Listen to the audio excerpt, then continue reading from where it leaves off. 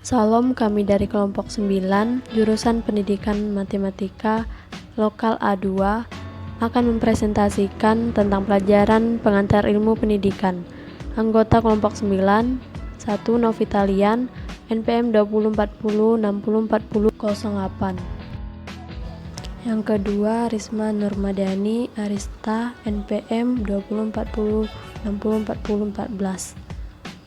Materi yang akan kami bahas yaitu yang pertama Tripusat Pendidikan, yang kedua pendidikan sebagai sistem, yang ketiga sistem pendidikan nasional. Materi yang pertama, Tripusat Pendidikan. Tripusat pendidikan adalah istilah dalam bidang pendidikan yang berarti memberdayakan sinergitas lingkungan, keluarga, sekolah, dan masyarakat. Istilah Tripusat Pendidikan dikemukakan oleh Bapak Pendidikan Nasional, yaitu Ki Hajar Dewantara. Istilah ini menerangkan bahwa pendidikan berlangsung di 3 lingkungan, baik di keluarga, sekolah, dan masyarakat. Lembaga pendidikan keluarga informal.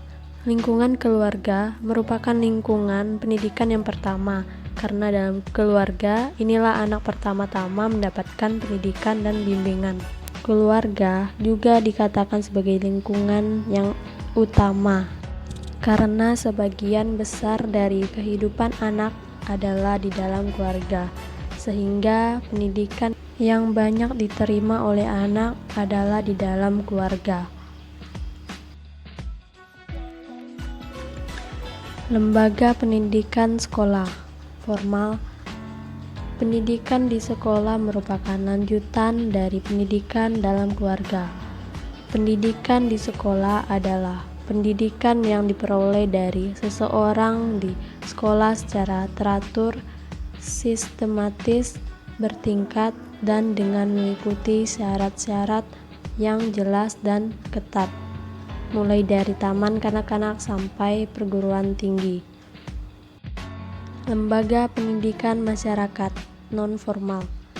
Dalam konteks pendidikan, masyarakat merupakan lingkungan ketiga setelah keluarga dan sekolah.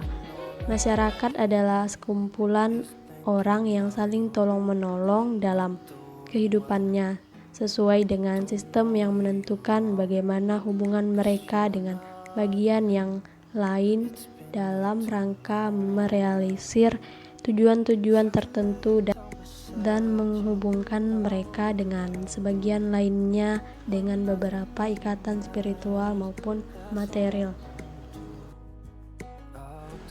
Yang kedua, pendidikan sebagai sistem.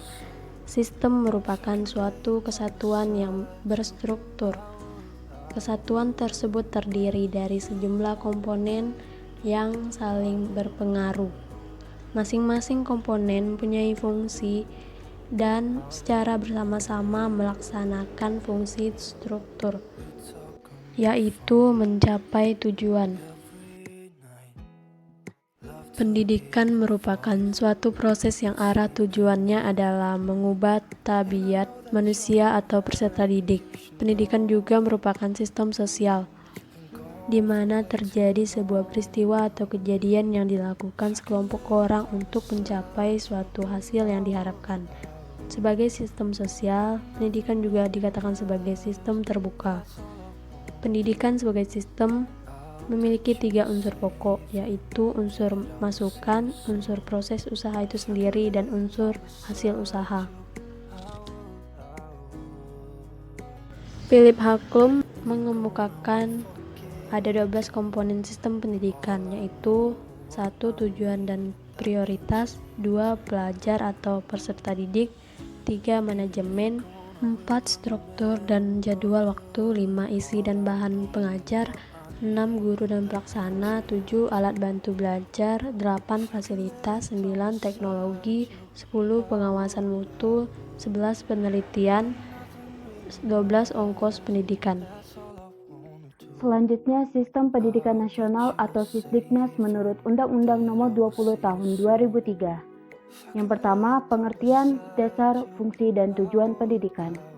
Pendidikan adalah usaha sadar dan terencana untuk mewujudkan suasana belajar dan proses pembelajaran agar peserta didik secara aktif mengembangkan potensi dirinya untuk memiliki kekuatan spiritual keagamaan, pengendalian diri, kepribadian, kecerdasan, akhlak mulia, serta keterampilan yang diperlukan dirinya, masyarakat, bangsa, dan negara. Pendidikan nasional adalah pendidikan yang berdasarkan Pancasila dan Undang-Undang Dasar Negara Republik Indonesia tahun 1945 yang berakar pada nilai-nilai agama, kebudayaan nasional Indonesia, dan tanggap terhadap tuntutan perubahan zaman. Pendidikan nasional berfungsi mengembangkan kemampuan dan membentuk watak serta peradaban bangsa yang bermartabat dalam rangka mencerdaskan kehidupan bangsa.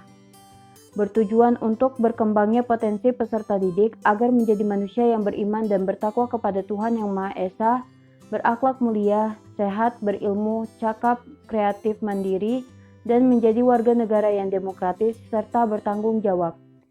Selanjutnya, prinsip penyelenggaraan pendidikan nasional. Yang pertama, pendidikan diselenggarakan secara demokratis dan berkeadilan serta tidak diskriminatif dengan menjunjung tinggi hak asasi manusia, nilai keagamaan, nilai kultural, dan kemajemukan bangsa. Yang kedua, pendidikan diselenggarakan sebagai satu kesatuan yang sistemik dengan sistem terbuka dan multimakna. Yang ketiga, pendidikan diselenggarakan sebagai suatu proses pembudayaan dan pemberdayaan peserta didik yang berlangsung sepanjang hayat. Yang keempat, pendidikan diselenggarakan dengan memberi keteladanan, membangun kemauan, dan mengembangkan kreativitas peserta didik dalam proses pembelajaran.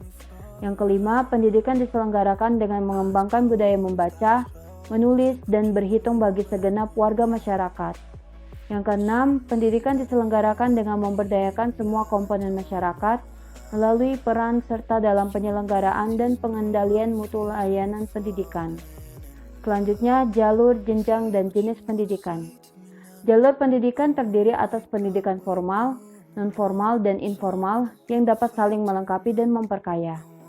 Jenjang pendidikan formal terdiri atas pendidikan dasar, pendidikan menengah, dan pendidikan tinggi. Jenis pendidikan mencakup pendidikan umum, kejuruan, akademik, profesi, vokasi, keagamaan, dan khusus. Selanjutnya, wajib belajar. Setiap warga negara yang berusia 6 tahun dapat mengikuti program wajib belajar. Pemerintah dan pemerintah daerah menjamin terselenggaranya wajib belajar minimal pada jenjang pendidikan dasar tanpa memungut biaya. Wajib belajar merupakan tanggung jawab negara yang diselenggarakan oleh lembaga pendidikan pemerintah, pemerintah daerah, dan masyarakat. Selanjutnya, standar nasional pendidikan. Standar nasional pendidikan terdiri atas standar isi, proses, kompetensi kelulusan, tenaga kependidikan, sarana dan prasarana, pengelolaan, pembiayaan, dan penilaian pendidikan yang harus ditingkatkan secara berencana dan berkala. Standar nasional pendidikan digunakan sebagai acuan pengembangan kurikulum, tenaga kependidikan, sarana dan prasarana, pengelolaan, dan pembiayaan.